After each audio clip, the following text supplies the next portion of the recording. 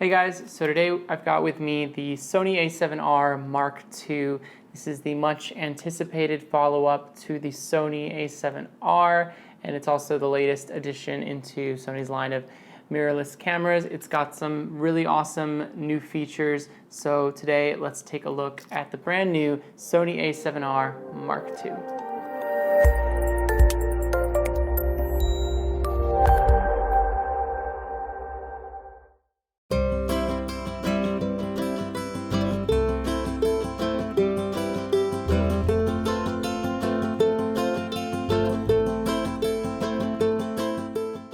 Now, I've been a big fan of the a7S since it came out last year, but I think we were all a little bit disappointed when we found out it wouldn't do internal 4K recording.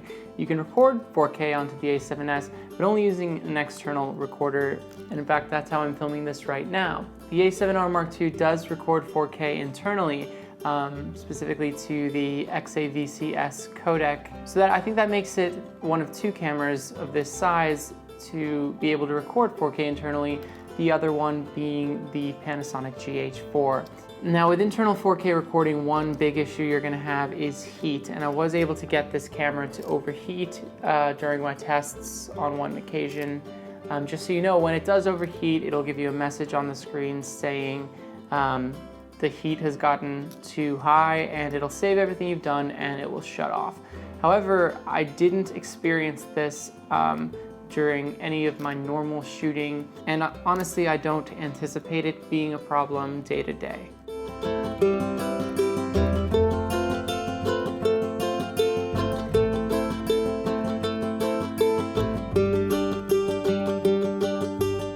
The body is the same as the a7 Mark II, which makes it a little bit thicker than the a7S.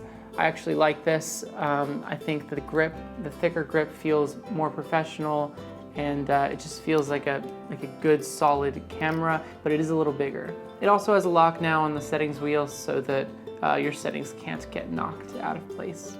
Now, one of my favorite new features of this camera is the 5-axis internal stabilization. I wasn't expecting too much out of this. I thought, oh, it's gonna be kind of like IS, but no, it really makes handheld shots very usable. Here you can see the difference between the a7R Mark II and the a7S handheld shots. And as you can see, the a7S is a lot more shaky. You can see all those little movements. And in comparison, the 5-axis stabilization of the a7R Mark II really makes those handheld shots much smoother. And look, the 5-axis stabilization, the internal 4K, the fact that this is a mirrorless camera with a relatively small form factor, all of those things kind of go together to make this a really great just grab and go standalone camera for video. In terms of low light performance, I found the a7R Mark II to be maybe a little bit less noisy than the a7 Mark II. But definitely wasn't able to surpass the low light performance of the a7S, which I don't think nobody was expecting that. The a7R Mark II also comes with a backlit sensor, which I think in theory is supposed to help with low light. However, I didn't see a big difference in noise between this and the a7 Mark II, and I'm genuinely curious about how to test this. Rolling shutter is really noticeable in 4K. It's not good. You can see it whenever you bump the camera, you can see that jiggle.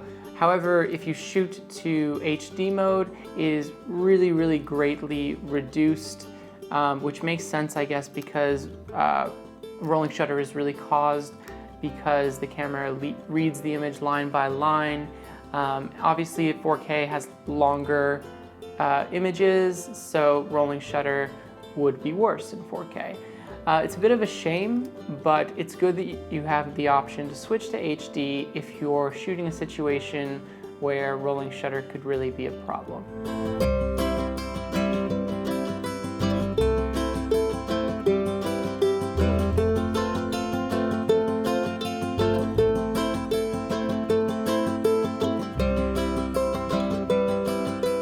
The Viewfinder is also new and improved with 0.78 magnification, which I believe is the highest in the world. It also has Zeiss T-Star coating on the Viewfinder lens itself.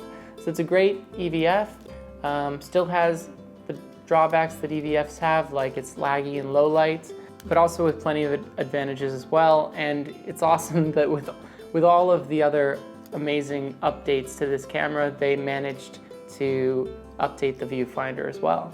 It also comes with all of the great picture profiles we've had on the A7S and the A7 Mark II, including S-Log2, which I'm very happy you can now shoot at a minimum ISO of 100. The autofocus system has also got an update. When they announced that this was coming, I was pretty skeptical. The autofocus on the A7S leaves a lot to be desired, and I'm very happy with what they did on the A7R Mark II.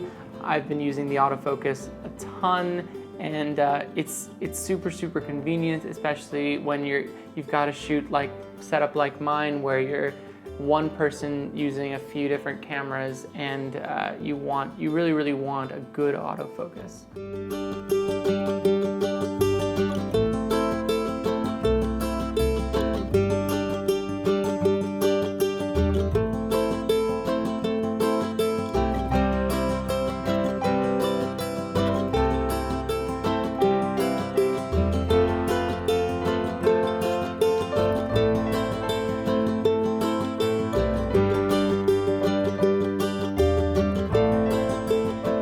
So is this the perfect camera? This camera's gotten a ton of press, a ton of praise. It's probably going to be camera of the year. But no, of course it isn't perfect. It's got rolling shutter issues, it can overheat, it's really expensive. I wish it had a fully articulating screen. There's still more to be desired, and even if it had all of those things, I'd probably find something else wrong with it. But this is not a small update. This is a huge overhaul of the original A7R. It has internal 4K. It has a 5-axis internal stabilization. It has, as far as I can tell, the best EVF ever made. It has a 42 megapixel full frame backlit sensor. This is a monster of a camera, and it's hard to be picky when you've got a list of features like that. But let me know what you think, guys. I know that there's a lot to cover with a camera like this, and I probably didn't get to everything. If you have questions for me, anything else you want me to cover about this camera in particular, please let me know in the comments below.